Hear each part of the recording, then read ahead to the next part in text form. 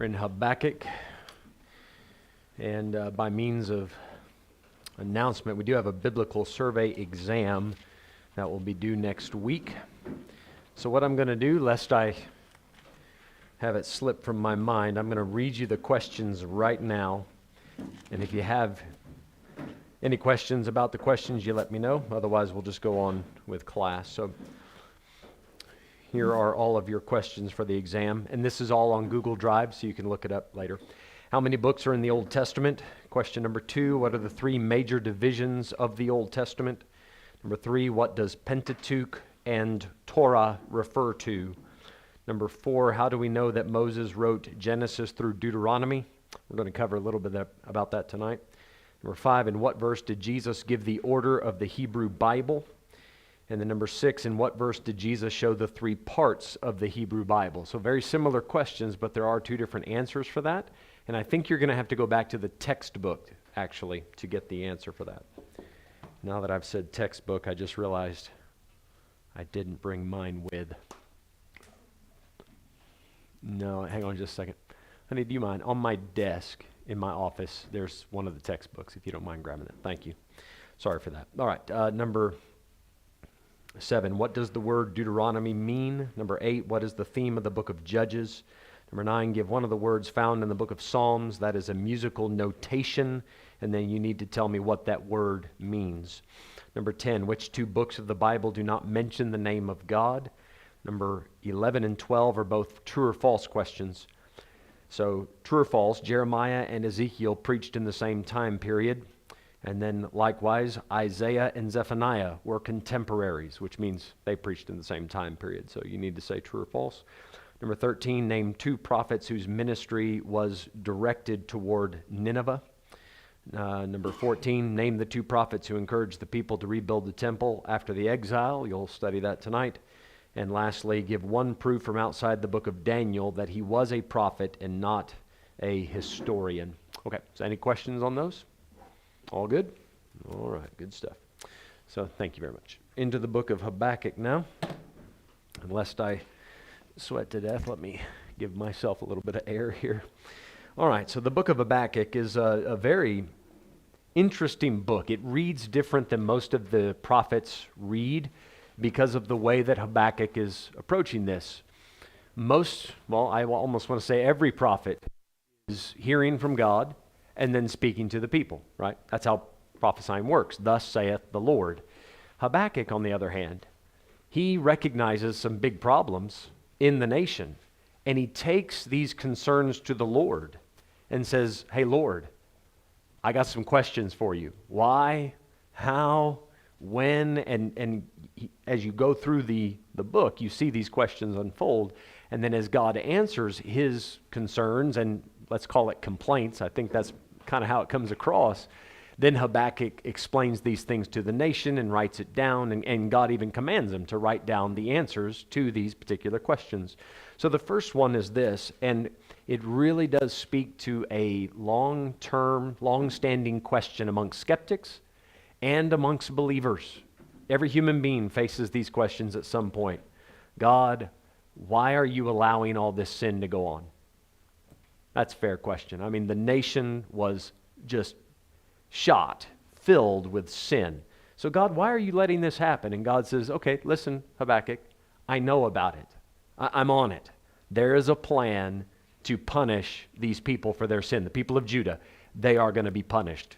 And then Habakkuk 1:5, behold ye among the heathen in regard, wonder marvelously, for I will work a work in your days, which ye will not believe, though it be told you. For lo, I raise up the Chaldeans, that bitter and hasty nation, which shall march through the breadth of the land to possess the dwelling places that are not theirs. They are terrible and dreadful and so forth. All right, so that's the question, that's the answer rather to the first question. Why would you allow it? I'm not, God says. I'm not. I am going to rise up this nation, raise them up, and do something about it. Now, this leads to Habakkuk's second question. How, God, how could you use that kind of people? Now, this tells us a little bit also about the context, or let's say the timing of the book of Habakkuk. It is just before the Babylonian captivity, right? The Chaldeans, those are the Babylonians, they haven't been raised up yet, but they're just about to be. So now Habakkuk is familiar with the Chaldean people. He knows that they are a rotten, filthy bunch themselves. Okay, so God, the Jews are filthy and sinful and corrupt and fraudulent, etc. But now, okay, you're going to punish us, but you're going to use an even worse nation to punish us. So God, why would you do that? How could you use people like that? Chapter 1 and verse 13, thou art of purer eyes than to behold evil, and canst not look on iniquity. Wherefore lookest thou upon them that deal treacherously, and holdest thy tongue when the wicked devoureth the man that is more righteous than he? So you're letting a wickeder person overtake the wicked person. He said, God, this just doesn't seem to make sense. So then this raises the next question. When are you going to put an end to this? When does this stop? Because are we just going to keep getting more and more wicked people to overtake the previously less wicked people? How does this end? So that leads to the when question, and that's chapter 2, verse 1. I will stand upon my watch and set me upon the tower, and will watch to see what he will say unto me, and what I shall answer when I am reproved. So this is slightly funny now. So Habakkuk knows God's going to tell me off. Any minute now, God is going to tell me why my question is not a really good question, or why my complaint isn't legitimate. God is going to straighten me out any moment now. But I'm going to sit here in my watchtower waiting for God to answer, which, by the way, isn't a bad posture to have. If you got some questions and maybe frustrations with the Lord, this book teaches us something deep about that. You can go to God, genuine and honest, and say, Lord, I am confused. If I were in your position, if I were seated upon the throne of the universe, I wouldn't do it this way. Can you please explain to me why you are? Now God's okay with somebody who's genuinely asking that and will wait for an answer. That's the key. Most people, they slam their fist on the table and say, God, you're just not doing it right. And then they march off. After throwing the fit, they won't wait for the answer. Habakkuk is at least being man enough to wait for the answer. Verse 2, the Lord answered me and said, write the vision and make it plain upon tables, that he may run that readeth it. So this is why Habakkuk wrote this down. God told him, write this down, because you got some good questions. Good questions. And whoever's going to get these answers, if they wrap their head around it, they'll be able to make some good distance in their walk with me and in life. They can run when they read it. Verse 3, for the vision is yet for an appointed time. Remember, it was a when question. When are you going to put an end to this? The vision is yet for an appointed time, but at the end it shall speak and not lie. Though it tarry, all right, though it takes a while, wait for it, because it will surely come. It will not tarry. That means it won't wait forever. Eventually, this is going to come to an end. Verse 4, behold, his soul which is lifted up is not upright in him, but the just shall live by his faith. So the guy who thinks he has it all figured out, and the guy who thinks God is wrong, he's wrong to let this go on and on and on. I have a plan. If it were up to me, I'd just finish it now. Okay, that's pride. That's you thinking you know better than God. The other way to handle it is the just shall live by his faith. That is, God reveals to us what his plan is, and then we live according to that. Right, so that's the way to live. So verse 5, yea, also because he transgresseth by wine, he is a proud man, neither keepeth at home, who enlargeth his desire as hell, and is as death, and cannot be satisfied, but gathereth unto him all nations, and heapeth unto him all people. Now he's addressing the head of the Chaldean people, Nebuchadnezzar. This is the kind of guy he was. This is the kind of guy his dad was, Nebuchadnezzar. Palasser, I think. Verse 6, shall not all these take up a parable against him and a taunting proverb against him and say, now watch how this unfolds. There's 5 of these that come down on the Babylonian people, starting with the king. So this is God saying, I can't tell you when exactly, but don't worry, wait for it. It will happen. And this is why it's going to happen. I know all about these Babylonian people. I know they're a horrible people. They are going to accomplish a particular purpose, punishing the Jews, but then after I'm done with them, they're going to feel the full weight of their sin. So verse 6, woe to him. You see that? Woe to him. Look at verse 9. Woe to him. Verse 12. woe to him. Verse 15, woe to him, or woe unto him. Verse 19, woe unto him. So 5 woes are pronounced against Babylon. Now, these 5 woes, if you want to just write these down for each of the verses here. Verse 6, woe unto him because of gluttony. Gluttony. Verse 9, woe unto him because of greed. Verse 12, woe unto him because of corruption. Verse 15, woe unto him because of lusts and drunkenness. Which those two kind of go together, right? Even in the verse, you give somebody drink so that you can get them naked is what it's talking about. In verse 19, woe unto him because of idolatry. All right, so gluttony, greed, corruption, lust and drunkenness, and idolatry. Now just take a look at those 5 things, those 5 categories you've listed out there. Would that fit in South Africa? It would fit in most nations to a certain extent, right? Some maybe more than others. But that seems to fit pretty well here. So if I'm reading it right, just wait for it. Say, how long is God going to let this go on? Oh, well, we don't know, but eventually he's going to put his foot down. Like literally put his foot down and stomp on the enemies. He's going to put an end to it. And that brings us to chapter 3, a prayer of Habakkuk the prophet upon Shigionoth. You might be familiar with that word from the book of Psalms. A Shigionoth, as best we can tell, is a musical term, but it kind of sounds like a musical instrument of some sort. But chapter 3 is a song, right? It's a prayer, yes, but just like you might remember from the book of Psalms, many of David's songs are also prayers. Right? They're both. So this is a prayer, but also it is meant to be sung. Look at verse 3. I got verse 3. Is that what I want? I'm so sorry. I didn't mean verse 3. Oh, no, I did. There it is. Yeah, verse 3. God came from Teman, and the Holy One from Mount Paran, Selah. There's that musical notation that means pause or rest. And then in verse 13, thou wentest forth from the salvation of thy people, even for salvation with thine anointed. Thou woundest the head out of the house of the wicked by discovering the foundation unto the neck. Selah. There's your musical notation. So chapter 3 is most definitely a song. I've always enjoyed chapter 3, verse 3, because people will sometimes ask, especially young kids, like to ask this question. Although I've had a few adults ask too. So where'd God come from? And I like to give them this answer. Well, he came from Teman. They're like, oh, wait, what? There's an answer to that? Yeah. God came from Teman. Where'd he come from? Teman.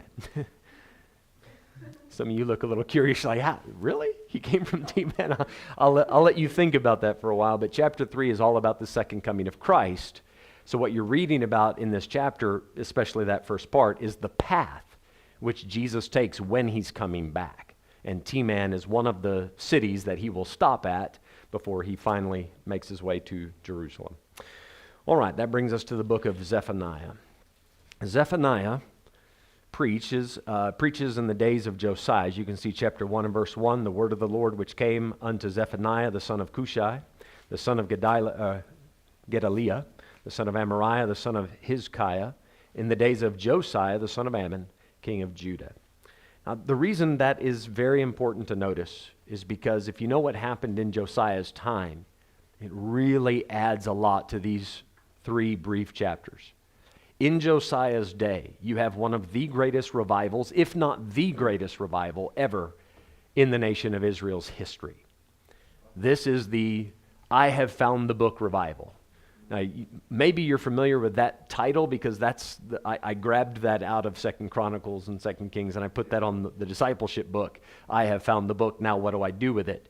I'm borrowing something from that story. Josiah had sent one of his men to go, Hilkiah the priest, to repair the house of the Lord. And when he comes back, he says, I have found the book. He went in there just trying to get the money to sort out the building project, and lo and behold, something that they hadn't seen for several decades, even a couple hundred years, I have found the book.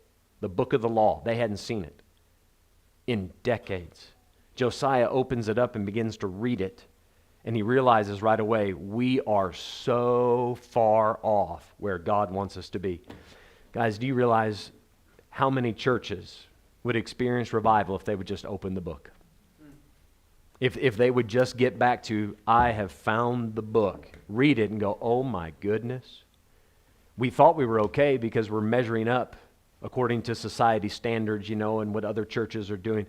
But man, if we measure ourselves by the perfect standard of God's holy word, we are far off the beaten path. So that's what's happening in the book of Zephaniah. Now, if you go back, matter of fact, let's take a quick look. Look at 2 Chronicles chapter 34.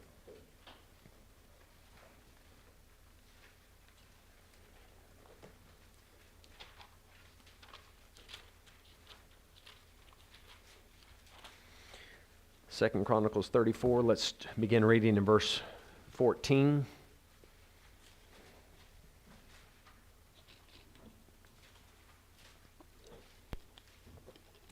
Bible says here, and when they, everybody got it? 2 Chronicles 34:14. And when they brought out the money that was brought into the house of the Lord, Hilkiah the priest found a book of the law of the Lord given by Moses. And Hilkiah answered and said to Shaphan the scribe, I have found the book. I have found the book of the law in the house of the Lord. That's where you should find it. I mean, it's not like God hid it. It's obvious. That's where you ought to look for it. How long has it been?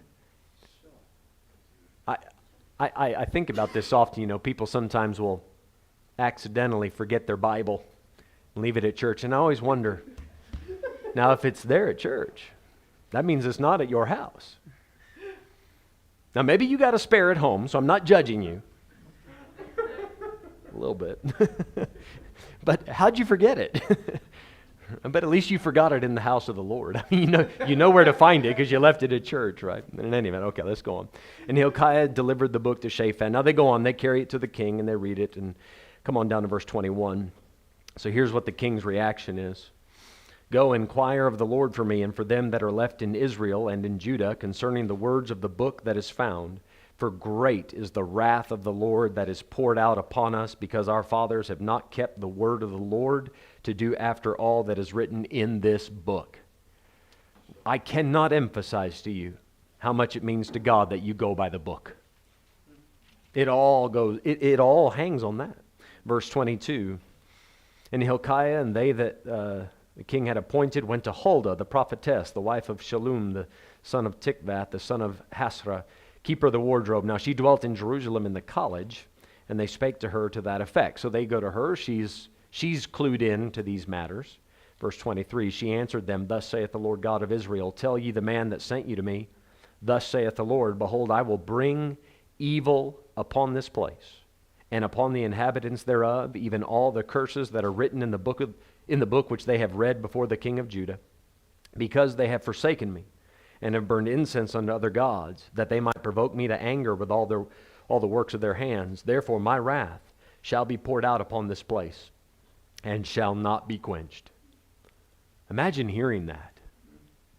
You thought you had a chance, and he says, no, the hammer's going to drop anyway.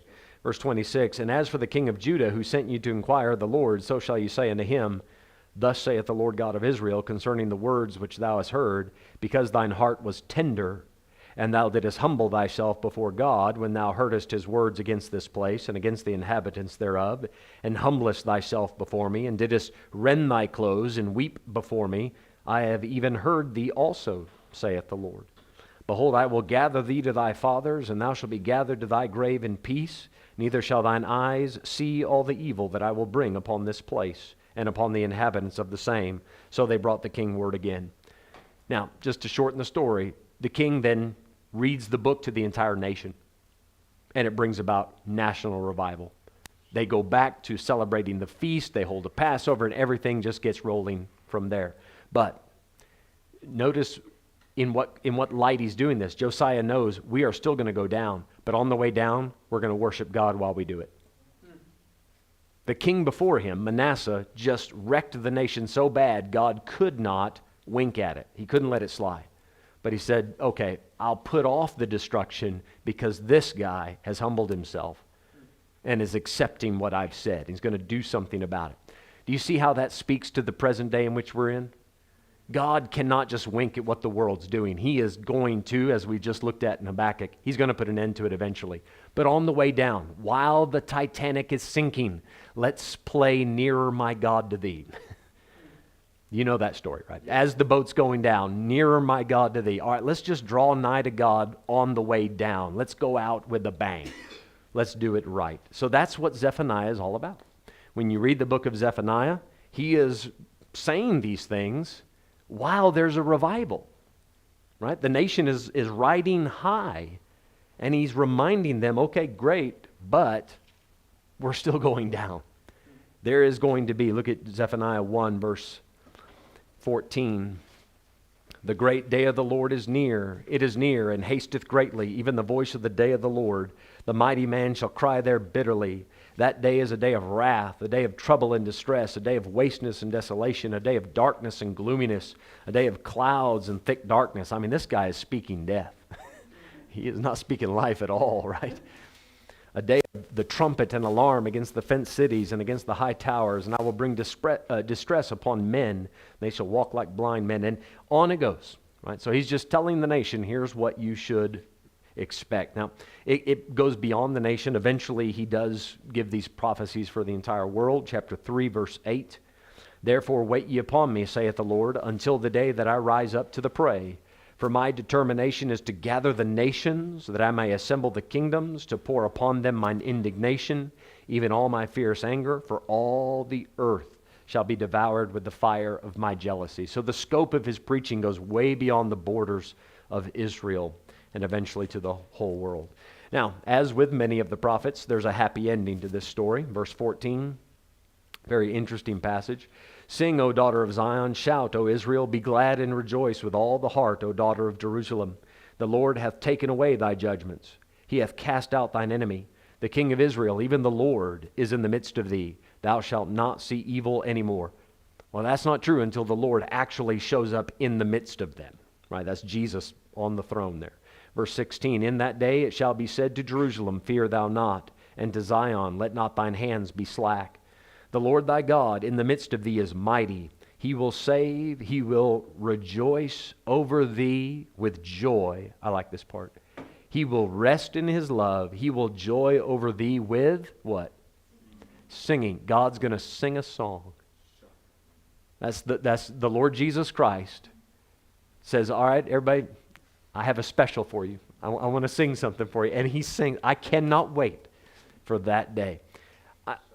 I am very curious what Jesus sang the night of the Last Supper. You guys remember that part in the Gospels where after the Last Supper, they're heading out to Gethsemane and the disciples along with Jesus sing a hymn. I don't know which one. I really want to know what they sang. And I really am looking forward to this song. I want to hear Jesus sing. That's got to be something just breathtaking. Verse 18, I will gather them that are sorrowful for the solemn assembly, who are of thee, to whom the reproach of it was a burden. So going to the feast was a very sad thing. Now it's going to be a very joyful occasion. Verse 19, behold, at that time I will undo all that afflict thee. I will save her that halteth and gather her that was driven out, and I will get them praise and fame in every land where they have been put to shame. At that time will I bring you again, even in the time that I gather you, for I will make you a name and a praise among all people of the earth, when I turn back your captivity before your eyes, saith the Lord. Great passage to show that God is not done completely with the nation of Israel. He is going to punish them like Huldah the prophetess told Josiah. But ultimately, God saves them and rejoices over them. All right, that brings us to the book of Haggai. Haggai begins what we call the post-exilic prophets. Haggai, Zechariah, and Malachi are post-exilic. They are after the exile is ended. If you were there this past Thursday, I actually gave you a brief history on Haggai and Zechariah. But you can find them mentioned in the book of Ezra, chapter 5 and verse 1, if you want to make a notation of that. So after the Jews come back out of captivity, Cyrus, king of Persia, he is now in control over these people. And he realizes and God has put it on his heart, let the people go back and build the house of the Lord. So 42,000 plus Jews go back to the land, and they begin to build. They start with an altar, but they don't even have legs on the altar. They start offering sacrifices, and little by little, they start working their way up. Not very long, or not very far into their building project, some of the people that had already lived in the land, they come and try to join themselves to the Jews and say, hey, we want to help. We'll be right here alongside of you and get in on this building project for your church and so forth. And those Jews say, no thanks. We don't want your help. We have nothing to do. We're nothing like you. The God we're serving is nothing like the God you serve. So they rejected it. Then those so-called friends turn on them, write letters to the king, and get the building project shut down. And the Jews sit there for 16 years doing nothing. There are two people that come into focus here. Zerubbabel, he is the political leader of the time over the Jews, and Joshua the high priest. He's the religious leader. So those two men, they did not endure hardness as good soldiers. When the building project got shut down, they just said, oh, well, okay, nothing else we can do. There was something they could do. Cyrus the king had written an official proclamation that the Jews could go and rebuild. Do you remember the story in Daniel 6 about Darius the Mede? When he wrote a proclamation and said nobody can pray to any other god, you cannot alter it. Not even that king himself can alter what he has signed, what he's legislated. It is official. Cyrus legislated it. The Jews are allowed to build. The fact that another king later on said, no, you can't, that you cannot alter what that other king said. They had recourse. They could have done something, but they didn't. So they just sat there for 16 years, and then Haggai and Zechariah step up and begin to preach. Now, the book of Haggai is laid out very nicely. The whole book is about the house of the Lord. It's all about the temple, the whole thing.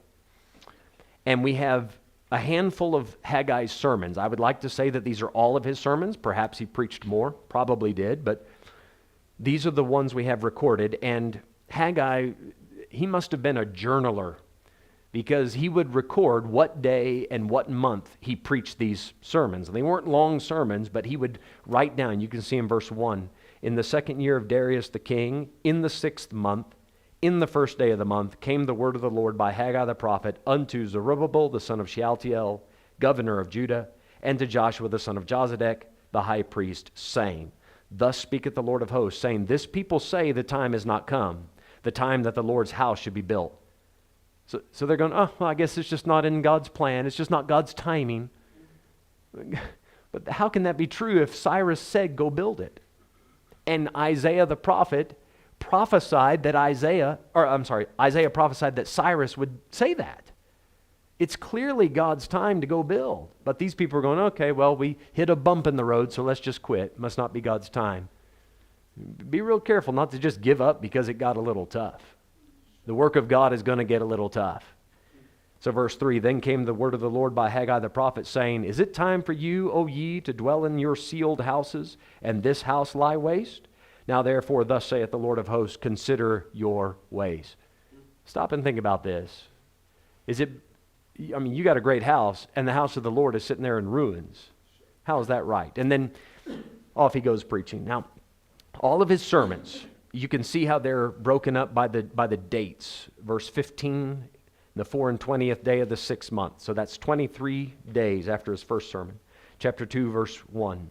In the 7th month, in the 21st day of the month. So that's like 27 days, I think, after the first, after his previous sermon. And on it goes like that. You'll keep seeing that designation 4 or 5 times in the book. All in all, his ministry took about 2 months. But that changed the nation. It got them up. It got them going again. And the house of the Lord was standing as a result of his efforts, but partly because of his efforts. So if I can break down his sermons, it goes a little bit like this. Sermon 1, get busy building. Right? That's a little bit of what we read there. And then the people, as of verse 12, they are touched by the sermon. And they know, okay, that's right. You could see at the end of verse 12, and the people did fear before the Lord. As far as we can see, I don't see any action that was taken immediately. Gentlemen, take great heart here. Haggai's preaching exactly what God told him to preach, but he did not see immediate results. It took 20 some odd days before the people would make a full-on commitment and go, you know what the prophet said was right. Let's get on board. And then they made some official commitments, right? Dedicated themselves, brought the necessary offerings and said, we're all in. Verse 13, then spake Haggai, the Lord's messenger, in the Lord's message unto the people, saying, I am with you, saith the Lord. There's your sermon. I am with you. 4 words. Wouldn't that be nice? Sunday morning, stand up. Here's the message. God is with you. Let's pray. No, that's it. Can I have the pianist come and let's play something softly? That's it. But that's all they needed. They just needed to know God hasn't given up on us. Let's get up and get back to work. So get busy building. Okay, all right. We're on board. We're with you. Yes, God's with you. God's with us. All right. Then it says their spirit was stirred, verse 14, and they got busy working in the house of the Lord at the end of verse 14. So now they're working for about 27 days. And as a result of that, chapter 2 comes in and he reminds them, he says, take a look. Some of you have been around long enough, you remember what the old temple looked like. And before Nebuchadnezzar burned it to the ground. He says, because remember, it was, somebody could have left when they were like 7 or 8 years old. They would be in their 80s, maybe 90s, but they would have seen and remembered both temples. He says, now compare them. Is there any comparison? Chapter 2, verse 3. Is it not in your eyes in comparison of it as nothing? Look at what you're doing compared to what it used to be. Pitiful. Puny. Verse 4, yet now, be strong. He said, okay, it's nothing compared to what it used to be, but it's the best you can do. And God will fill that house. God will put his glory in this house if you just get up, stay strong, and do what you can with what you have. Which is, you see how this could be very applicable to our lives even now. And then as the chapter progresses, chapter 2, he talks about how what has been corrupted and filthy, God can cleanse it. And what was a lazy, non-productive servant, Zerubbabel, chapter 2, verse 20 and 21, speak to Zerubbabel, governor of Judah, saying, I will shake heavens and earth, I will overthrow the throne of kingdoms, destroy the strength of the kingdoms, and so forth. Verse 23, in that day, saith the Lord of hosts, I will take thee, O Zerubbabel, my servant, son of Shealtiel, saith the Lord, and will make thee as a signet, for I have chosen thee, saith the Lord of hosts. So you were an unprofitable servant, but now that you got your act together, I'm going to reward you. So God can cleanse you and reward you, even though for 16 years you sat around as a massive disappointment. So you can see there's, I think, some very good preaching that comes from that. So that's the book of Haggai. Now his preaching buddy was this guy named Zechariah, which, as you can see, leads us right into this next book. Just to get the timing, chapter 1, verse 1, in the 8th month, in the 2nd year of Darius, came the word of the Lord unto Zechariah. So if you look at Haggai 1:1, in the 2nd year of Darius, in the 6th month. So Zechariah is coming in a couple of months after Haggai. See that? Haggai is done preaching, and now Zechariah is going to say, okay, me next. God's giving me something. Now, I don't know if Zechariah was like eating a lot of pizza before he went to bed or what his deal was, but man, he had some of the strangest prophecies and sermons. You know, there's some guys, they just get up and they say, all right, the Bible says, in the beginning God created the heaven. And it's just very straightforward. You're like, okay, yes, that's true. It's good, but just there. And then Zechariah gets up and says, now I have a story for you. God showed me something. Whew. I mean, it gets strange up in there for a while. I mean, chapter 1, verse 18, then lifted up mine eyes and saw, and behold, 4 horns. Just 4 horns? That's all you saw? 4 horns? Just what, walking around? What does that mean? Verse 19, I said unto the angel that talked with me, what be these? He answered me, these are the horns which have scattered Judah, Israel, and Jerusalem. And the Lord showed me 4 carpenters. What is this, Bob the Builder? Or are they walking around hammer and chisel? What is this? Verse 21, then said I, what come these to do? And he spake, saying, these are the horns which have scattered Judah, so that no man did lift up his head. But these are come to fray them, and to cast out the horns of the Gentiles, which lifted up their horn over the land of Judah to scatter it. You got horns and carpenters. So, how did those two things end up in the same sermon? But they did. That's just the vision he was given. So last Thursday I preached about Joshua with the angel of the Lord on one side and Satan standing on the other side in filthy garments. Look at chapter 3, verse 9. For behold, the stone that I have laid before Joshua, upon one stone shall be 7 eyes. Zechariah. Man, he has some sermon illustrations. And then chapter 4, you have the candlestick and the 7 lamps and 2 olive trees standing by it. And the olive trees are kind of pumping oil into the lamp. And I mean, Zechariah's got questions, right? Chapter 4, verse 1, the angel that talked with me came again and waked me as a man that is wakened out of his sleep and said unto me, what seest thou? He woke the prophet up. Said, hey, Zechariah, check this out. And Zechariah's like, what? Let me light a candle. He said, no, there's already a candle. There's a candle right there. Don't worry. What do you see? He's like, candlestick and olive trees. See, you know what this is? And then he starts talking about the Spirit of the Lord. And I mean, it goes off in different directions. Verse 7, who art thou, O great mountain? How did a mountain show up? Just out of nowhere, boom, mountain. Before Zerubbabel thou shalt become a plain. And he shall bring forth the headstone thereof with shoutings, crying, grace, grace unto it. Here comes a stone coming through the air. Grace, grace. This book is one of the more challenging books in the Bible to wrap your head around. But it's worth the challenge. It is worth your time if you can really sink your teeth into it. In chapter 5, there's a flying roll, a scroll that is flying through the air. So this is like a biblical UFO. I mean, what is this? And it has words on both sides, and Zechariah is reading it while it's flying around. And then at the end of chapter 5, there's 2 winged women that, let's call them demons, is the only thing they can be, and they're carrying around an idol and take it to Babylon. Shinar is the old name for Babylon. In chapter 6, you have 4 chariots coming out from between 2 mountains, and each chariot you can see a different kind of horse. There's red horses and black horses and white horses, and then bay horses, which are reddish brown horses.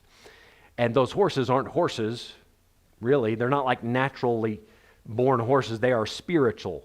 They are spirits, but in the shape of a horse. I'm telling you, Zechariah's wild, man. He has some prophetic stuff that'll really get your attention. So deep and interesting, but then when you get to the chapter 7, 8, 9, as he progresses, he gives you some of the, it's continually interesting, but the prophecies get very specific. And he talks about how the Messiah is going to come, and he gives us several prophecies about Jesus being wounded, Jesus riding on the ass and the colt, the foal of an ass. All of that comes from Zechariah. And then in chapter 14, he gives us some stuff about the second coming of Christ and how Mount Olivet will be split in half and how everybody in the world will have to come yearly to Jerusalem to celebrate the Feast of Tabernacles. The prophetic material is just, I want to say bottomless, right? You can just go and go and go studying this book. So rather than take time to do it now, I'll let you come with questions some other time. But years ago, Dr. Ruckman, he wrote a commentary on the minor prophets. So he wrote from Hosea, I think, to Nahum or something like that. So I have that commentary at the house. I have all of his commentaries. But he never wrote volume 2, which would have finished the minor prophets. And he said, this is the reason why. The book of Zechariah was too challenging. He said, I didn't think it would make a good commentary to say, all right, verse 1, I don't know. Verse 2, I don't know. Verse 3, I don't know. He said, I didn't think that would be a good commentary, so I didn't write it, which tells you just how challenging that book is. All right, that brings us to Malachi, final book in the Old Testament. Malachi was written approximately 400 BC, so this will be about 100 years after Zechariah, somewhere in there. We're not sure. We don't have much information about Malachi. Some people have even tried to say that Malachi wasn't a man named Malachi. The word Malachi means messenger. So they say this is just some guy that was a messenger, right? So instead of using Malachi as a proper name, they translate the name and say a messenger. So it could be just any guy. Other people say that this was Ezra writing under a pseudonym saying, I am a messenger. Now, there's no biblical evidence or historical evidence to really believe that. I think people are just trying to assign a person to it that they know more about. Other people say that it wasn't a human at all, but that an angel actually wrote this book. And because angels are often messengers. So they say the angel had come and gave this proclamation to the nation and then had this stuff written down, but he hides it under the name of Malachi. Okay, so I'm going to propose this. There was a man named Malachi, and he wrote it. I think that's what happened. I see no problems with that theory. That seems simple enough that, yes, the name Malachi does mean messenger, but all of the names of the prophets mean something significant. So to say that, we have to translate it now, then we have to translate all of them. Let's be consistent about that. The book of Malachi does read different than most of the prophets because it's more like a conversation, almost like a debate between God and the nation. So an accusation is made. God will say, you're doing this. And then the people say, but how can you say we're doing that? And God will say, because of this and this and this. And it goes back and forth like that throughout the book. So the topics that are addressed, spiritual, moral, social, material. So they are desecrating, desecrating is the wrong word. They're despising, taking lightly the house of God. Remember, Haggai, Zechariah, it took them some time to get that temple built. It took them 4 years to build it back. And then it was a big deal to get your temple back. And not even 100 years later, the people are half-heartedly going to the house of God, bringing, broken sacrifices and blind sacrifices, and just despising it, and say the table of the Lord is contemptible. And God, I preached on it about a month ago. God's better than that, and that was God's argument. I'm better than that. You wouldn't do this for your governor, or for your boss, or for your father, and yet you're doing it to me. Now, chapter 2 gets pretty brutal as to what he would do, and I'm going to let you read it later rather than read it with you now. But God makes his point very clear. He accuses the nation then of moral problems, fraud, corruption, things like that, cheating in business. And then the social problem is the adultery. They're just leaving their wives and not paying attention, not being mindful of the commitment, the covenant of marriage. And then in chapter 3, there's a material problem. They're not giving. Chapter 3, verse 7, even from the days of your fathers ye are gone away from mine ordinances, and have not kept them. Return unto me, and I will return unto you, saith the Lord of hosts. But ye said, wherein shall we return? Do you see the back and forth? Yep. All right, you're telling us to come back, but how you want us to do that? What more can we do to come back to you? As if to say, aren't we already there? What else do you want? Verse 8, will a man rob God? The conversation, God's asking a question. Yet ye have robbed me. But ye say, wherein have we robbed thee? Oh, come on, God, that's not true. We're not robbing you. We would never rob you. And he said, when's the last time you tithed? When's the last time you gave above the tithe and gave an offering? In tithes and offerings. And as a result of their material problems, right, hanging on to the money, he says, verse 9, ye are cursed with a curse, for ye have robbed me, even this whole nation. So the accusation goes back and forth. There's an accusation, rebuttal, back and forth. Now, by the end of chapter 3, God acknowledges that there are some people in the midst of this backslidden nation that do love him and are eager to serve him. Verse 16, then they that feared the Lord spake often one to another, and the Lord hearkened. Guys, think about that. When you are fellowshipping with a brother or sister in Christ, God listens in. And listen, God listens to everything we say, right? The eyes of the Lord are in every place, beholding the evil and the good. So are his ears, right? He records it all. But he pays particularly close attention when believers are fellowshipping. He likes that. He says, the Lord hearkened and heard it, and a book of remembrance was written before him for them that feared the Lord and that thought upon his name. He writes a special book just for them. He says, I'm going to do something special to honor what they've done, which is incredible to think about. All right, then chapter 4 brings us to the close of the Old Testament, and this is the last thing God is going to say to his people for 400 years. The next time God says anything to him is with John the Baptist. And he steps up and says, repent, for the time is at hand. The kingdom of heaven is at hand. But until then, they have this. Chapter 4, let's just come down to verse 4. There's stuff about the second coming at the beginning. Verse 4, remember ye the law of Moses, my servant, which I commanded unto him in Horeb for all Israel, with the statutes and judgments. So be mindful of the law. Verse 5, behold, I will send you Elijah the prophet before the coming of the great and dreadful day of the Lord. So if you're a Jew, you got Moses and his words, right? The book of Moses on your mind, and you're looking out for Elijah. So when John shows up, that's why they ask him, are you Elijah? Are you the Christ? Are you that prophet? They know something is going on. Verse 6, and he shall turn the heart of the fathers to the children, and the heart of the children to their fathers. And that's exactly what was said to Zacharias about John the Baptist, right? The angel Gabriel said, this is what your son's going to do, and that's what he did. And then look at how the Old Testament ends. Lest I come and smite the earth with a curse. Full stop. Now the Jews, obviously, they don't order the books of their Bible the same way we do. So their Bible ends with 2 Chronicles, remember?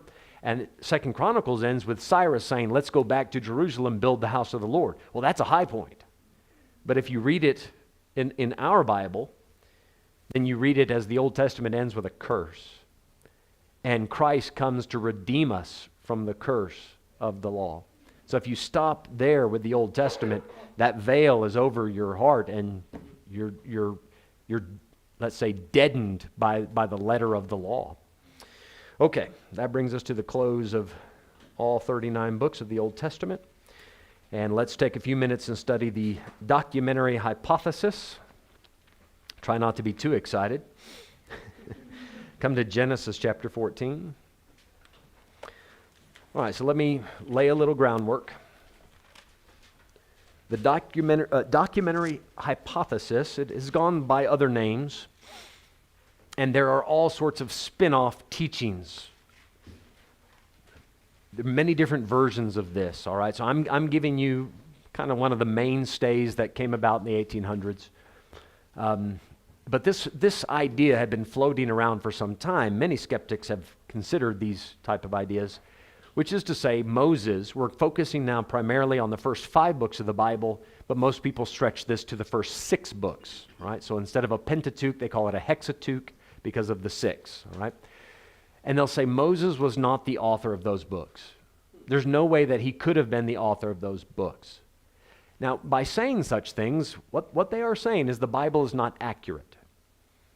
The Bible is a collection of man-made stories, mythologies. Some of it is fact, but a lot of it is fiction. So when we read about a war, or when we read about Israel coming into the land, okay, yes, they did. I mean, obviously, they have some history there. But when we read about the Red Sea parting, or the sun standing still, come on, somebody just filled in that part of the story. That's just mythology. And the reason they say things like that it's not true history, that these things didn't happen in the time frames and those people weren't there, it's because of certain things like I'm going to show you now. So Genesis 14 and verse 14.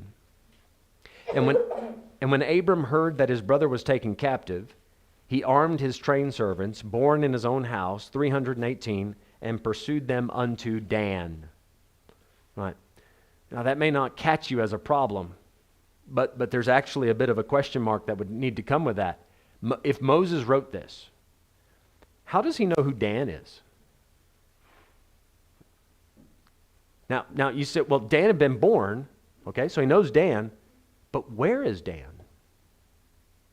He knows Dan, but he doesn't know where Dan's going to settle. Dan doesn't settle, and there's a city called Dan. There's a land grant for the tribe of Dan. But Joshua gives them that, not Moses. So then when we find this, and pursued them unto Dan, okay, Moses knew the person, but he didn't know the place. And this is talking about Abraham going to a place called Dan. How could Moses have written that?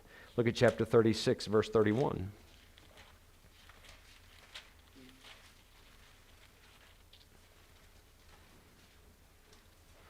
36, 31. In the midst of this exciting chapter about the Edomites, we get this little nugget, verse 31, and these are the kings that reigned in the land of Edom before there reigned any king over the children of Israel. How could Moses have written that? By the time Moses died, there were no kings in Israel. The kings didn't start until Samuel inaugurates Saul as the first king. Remember that? Give us a king like all the nations. So how could Moses have written that? How would he have known about that? Chapter 50. Genesis chapter 50 and verse 11. This one is not as prominent, but some people do bring it up. Verse 11, and when the inhabitants of the land, the Canaanites, saw the mourning in the floor of Atad, they said, this is a grievous mourning to the Egyptians, wherefore the name of it was called Abel Mizraim, which is beyond Jordan. Now, Moses never went beyond Jordan. So how does he know about this place? How could he have written that? He wouldn't have had that perspective to say which is beyond Jordan. That's something that Joshua or somebody later would have known to say beyond Jordan, because they actually went into the land of Canaan and went beyond Jordan. And then this is the classic one, Deuteronomy chapter 34.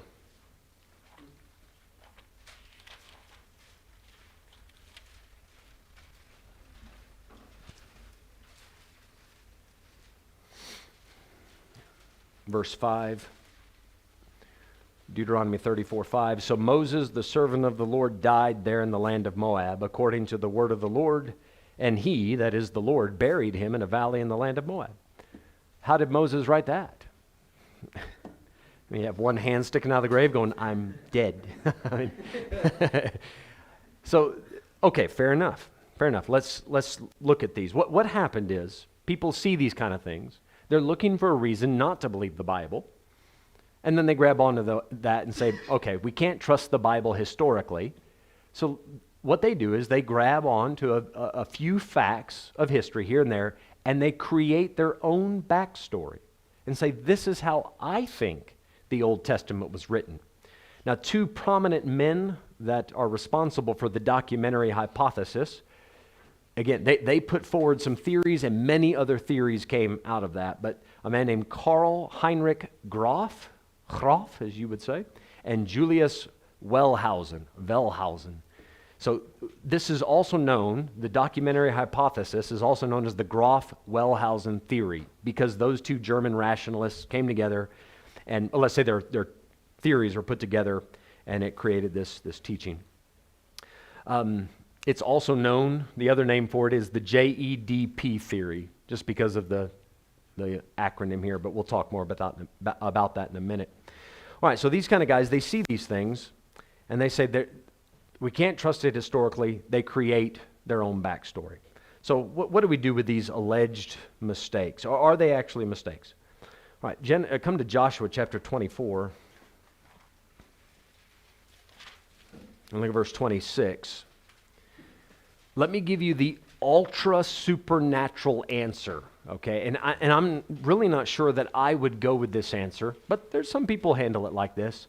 And they just say, listen, every one of these things, God told Moses what to write. Simple as that. God said, hey, Moses, sit down and write, Abraham pursued them unto Dan. And Moses said to the Lord, where's Dan? And he said, don't worry about that. I know where it's at. You don't need to know where it's at. Just write it. Okay, so maybe, maybe. But I think there are other possibilities, all right? So I'm going to put this out here for your consideration. Chapter 24, 26, Joshua wrote these words in the book of the law of God. Joshua had the Torah. Now that's already significant. Joshua had the Torah. And he adds to the Torah. So he has the first 5 books of the Bible. And he adds what we call the book of Joshua. Right? Furthermore, because he was a companion of Moses, if he wants to go back and edit a part of Genesis here and there to make it clear to the people who are reading it, that would be completely acceptable. He was right there with Moses for the whole thing, from the days of Egypt onward. So just like in the New Testament, we have an apostle and then a companion of an apostle. We have Mark. We have Luke. These men were not part of the 12, but they were there. They know what happened. So we accept their writings as legitimate because there was an apostle there to confirm it and say, yes, what he wrote is correct. Joshua can confirm that what Moses said was right. And then there are elders there with Joshua that know, yes, Joshua is a legitimate person to write about these things. So when it comes to Genesis 14:14, how did Moses know that? Well, perhaps Joshua added that comment or edited that comment and said, pursued them unto Dan. Perhaps Moses, when he wrote it, said, pursued them unto whatever the name of the place was. But now that Joshua has settled the land, that place is now called Dan. So then he edits it to make it understandable. So I have no problems with that. As far as Genesis 36, how did Moses know about the kings being in Israel? If you really read that verse closely, it doesn't say that there were kings. The person who wrote that wouldn't have to know that there were kings. If you read it closely, it says, before there reigned any king over the children of Israel. It doesn't say that Moses knew who the king was. He just says Edom had kings before Israel had kings. Moses did know that Israel would one day have kings. That's in Deuteronomy 17, verse 14. God gave Moses some structure for how to choose a king when the nation would do that, even though they weren't supposed to. God said, when you do it, here's how you should do it. So I don't want to go down that path too far because there's a lot more that can be said about that. But Moses would have known that kings would eventually show up. So I don't have any problems with that. As far as the whole perspective of writing beyond Jordan, again, the same thing that Joshua could simply be clarifying there. And then Joshua also, obviously, he wrote the last chapter of Deuteronomy. I mean, Moses died and Joshua's, he records how that happened. So none of that, you don't need to create some fancy backstory like this. The backstory that they've come up with, and again, variations to this, it comes out like this. The Jahwist, the Elohist, Deuteronomist, and the priestly. So what they say is that there were certain people, we don't know who they are, somebody or somebodies started to write somewhere between the 900s and down to the 850s, right in there, in the BC time. And this guys, whoever they were, they wrote most of the book of Genesis. They liked the name Jehovah or Yahweh, so that's why they're called Yahwist. So they liked to use that name, and they preferred the term Sinai. Whenever they referred to the Mount of God, they would say Sinai, and they heavily favored the tribe of Judah. So they say everywhere you see Judah magnified, it was the Jahwist writer who wrote those parts of Genesis. And anytime you see the word Jehovah, that was the J writer who was writing it. Okay, so they say he wrote his portion of the story, a lot of Genesis, in this early time. And then about 100 years, 150 years later, the Elohist shows up. Elohim is the Hebrew word for God or gods.